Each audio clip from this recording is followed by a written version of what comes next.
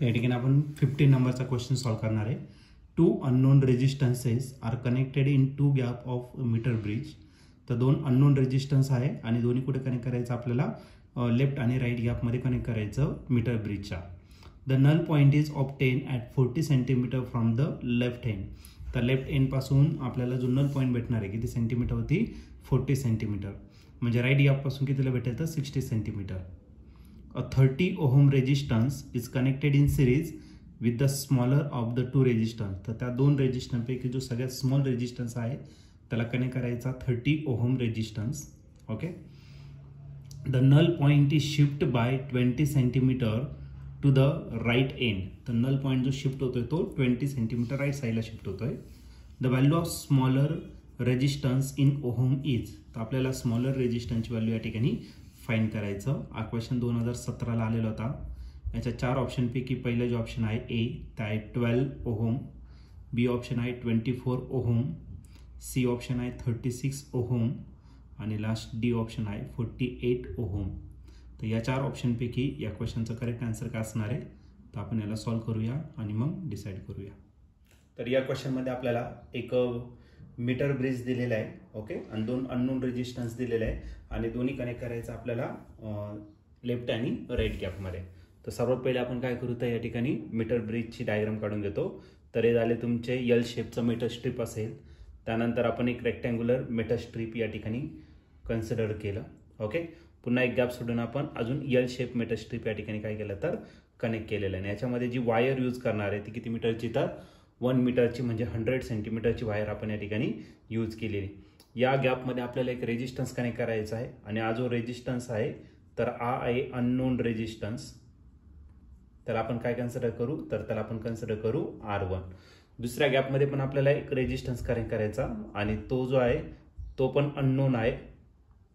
त्याची जी रेजिस्टन्स आहे ती किती कन्सिडर केलं तर R2 इतकं कन्सिडर केलेलं आहे. ओके. त्यानंतर नल पॉईंट जो ऑब्टेन होणार आहे तो 40 सेंटीमीटर लेफ्ट एंड पासून. हे बघा या लेफ्ट एंड पासून याचं जे डिस्टन्स आहे किती तर 40 सेंटीमीटर. हे जर 40 सेंटीमीटर तर इकडचं किती राहणार तर 60 सेंटीमीटर या ठिकाणी असेल. ओके. मग याच्यावरून आपल्याला बॅलन्स मीटर ब्रिजची जर कंडिशन घेतलं तर R1 डिवायडेड बाय R2.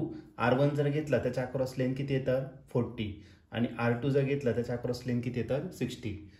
0 आणि 0 काय आला कॅन्सल. 2च्या टेबलमध्ये दोन्ही आहे. 2 2 जा 4, 2 3 जा किती झाला 6. मग R1 जर फाइंड करायचं असेल तुम्हाला किंवा या दोघांचा रेशो असाच असू द्या. R1 फाइंड करण्यानंतर काहीतरी फाइंड करा. R1 फाइंड करून घेऊ. तो किती भेटत तर 2/3 R2 हे झालं तुमचं पहिलं कंडिशननुसार पहिली इक्वेशन. ओके. त्यानंतर एक 30 ओहमचा रेजिस्टन्स आहे जो कनेक्ट करायचा सिरीजमध्ये स्मॉलर रेजिस्टन्स. आता याचा स्मॉलर रेजिस्टन्स कसा डिसाईड करायचा ज्याच्या अक्रॉस लेंथ कमी भेटली तो स्मॉलर रेजिस्टन्स आणि ज्याच्या अक्रॉस जास्त भेटली तो लार्जर रेजिस्टन्स. मग याची 60 सेंटीमीटर आहे आणि हा किती आहे 40 सेंटीमीटर. मग 40 सेंटीमीटर आहे म्हणून रेजिस्टन्स R1 हा स्मॉलर आहे. ओके. मग आता फ्रॉम गिवन सेकंड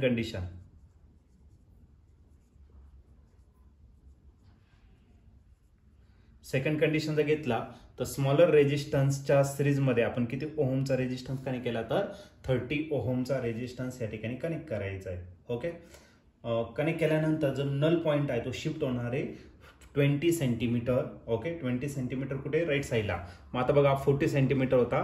आता जो नवीन नल पॉईंट आहे आणखीन 20 सेंटीमीटर कोणत्या साईडला शिफ्ट झाला राईट साईडला. म्हणजे या साईडने आपल्याला जे डिस्टन्स भेटणार आहे ते किती भेटणार तर 60 सेंटीमीटर आणि इकडे जे भेटणार आहे ते किती भेटणार तर 40 सेंटीमीटर. म्हणजे बॅलन्स पॉईंट जो आहे तो काय झाला आपला चेंज झाला. ओके. आणि जो राईट गॅपमधला रेजिस्टन्स आहे तो तसाच ठेवायचा आपल्याला म्हणजे R2. ओके.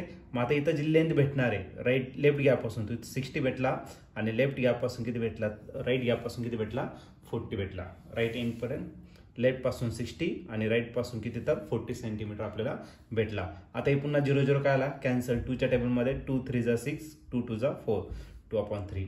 ओके. आता याच्यात आहे ना आपल्याला काय फाइंड करायचं आहे तर आपल्याला फाइंड करायचं स्मॉलर रेजिस्टन्सची व्हॅल्यू फाइंड करायचं. स्मॉलर रेजिस्टन्स कोण आहे R1. एक काम करायचं R1 नका फाइंड करू. इथं काय करा तर R2 फाइंड करा.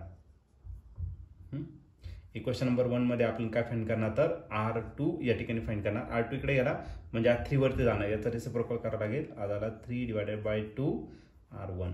ओके. मग एक काम करा R1 तसंच राईट करायचं आपल्याला प्लस 30 देखील तसाच आणि जो R2 दिसतोय R2च्या जागी टाकायचं आपल्याला 3 डिवायडेड बाय 2 R1 आणि राहिला 3 डिवायडेड बाय 2. याला मल्टिप्लाय करा, याने याला मल्टिप्लाय करा आणि याने याला मल्टिप्लाय करा. मग आपलं काय भेटणार तर 2 टाइम्स R1 प्लस 30 आणि हा भेटला 3 ने याला मल्टिप्लाय करायचं 3 multiply by 3 divided by 2 R1. बस आता याला सिम्प्लिफाईड करायचं. 2 ने याला मल्टिप्लाय केलं तर भेटेल 2 R1 आणि 2 3 जागे झाला 6 म्हणजे 60 झाला.